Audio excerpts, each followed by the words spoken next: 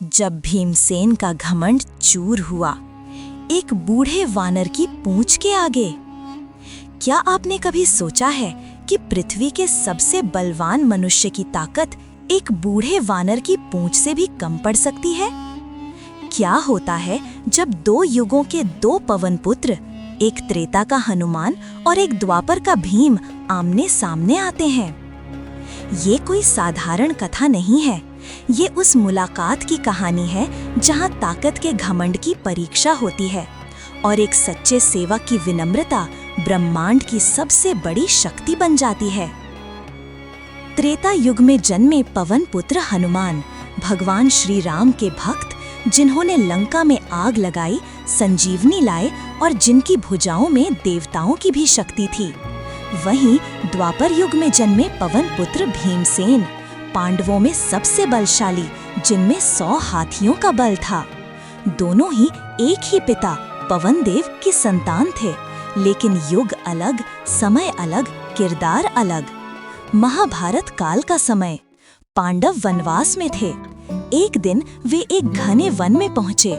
वहां एक सरोवर था जहां से दुर्लभ और सुगंधित कमल पुष्पों की महक फैल रही थी। द्रौपदी उन पुष्पों की सुगंध से आकर्षित हो गईं। उन्होंने भीमसेन से कहा, भीमसेन, क्या तुम मेरे लिए वो दिव्य कमल ला सकते हो? भीम बिना समय गवाए निकल पड़े कमल की खोज में। जैसे ही भीम आगे बढ़े, उन्हें रास्ते में एक बूढ़ा वानर लेटा हुआ दिखा। उसकी पूंछ पूरी पगडंडी पर फैली हुई थी।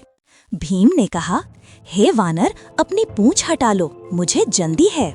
वानर ने शांत स्वर में उत्तर दिया, भाई, मैं तो वृद्ध हूँ, थककर यहाँ लेटा हूँ। आप चाहें तो मेरे ऊपर से निकल जाइए। भीम को गुस्सा आया, ये अमर्यादित है। उन्होंने फिर कहा, अपनी पूंछ हटाओ।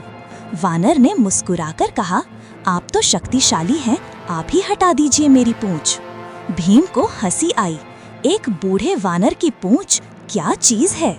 उन्होंने एक हाथ से उठाया, नहीं हिला। दोनों हाथों से उठाया, अब भी नहीं हिला। पूरे बल से कोशिश की, शरीर थक गया, सांसें तेज हो गईं, लेकिन पूंछ वहीं की वहीं। अब भीम चौंके, सोचा ये कोई साधारण वानर नहीं है। उन्होंने हाथ जोड़कर कहा, हे देव, आप कौन हैं? कृपा कर अपना परिचय दीजिए। वानर मुस्कुराए और बोले, मैं राम का सेवक हूँ।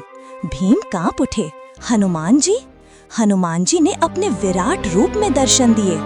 उनका शरीर पर्वत सा विशाल, आंखों में तेज, वाणी में गंभीरता। भीम चरणों में गिर पड़े, हनुमान जी, मुझे क्षमा करें, आपने मेरा घमंड चूर कर दिया। हनुमान जी बोले, भीम, तुम मेरे छोटे भाई हो, हम दोनों पवन देव के पुत्र हैं, इसलिए मैंने तुम्हें बार बार भाई कहकर पुकारा था। हनुमान जी ने भीम को गले लगाया और भीम के शरीर में दिव्य ऊर्जा का संचार हो गया। भीम ने प्रार्थना की, हे प्रभु, कृपया महाभारत के युद्ध में हमारे साथ चलिए।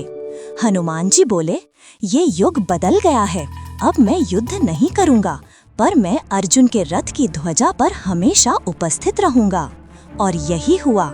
महाभारत युद्ध में अर्जुन के रथ पर जो ध्वज लहराता था, उसी पर विराजमान थे पवन पुत्र हनुमान।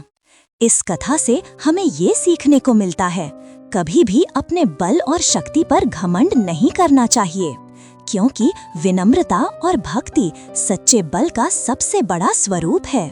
जय श्री राम, जय हनुमान। आपको ये कथा कैसी लगी? अगर ये कथा आपको प्रेरणादायक लगी तो शेयर करना न भूलें। कमेंट में लिखें जय हनुमान, और ऐसी ही कहानियों के लिए हमारे चैनल को सब्सक्राइब जरूर करें। जय श्री राम।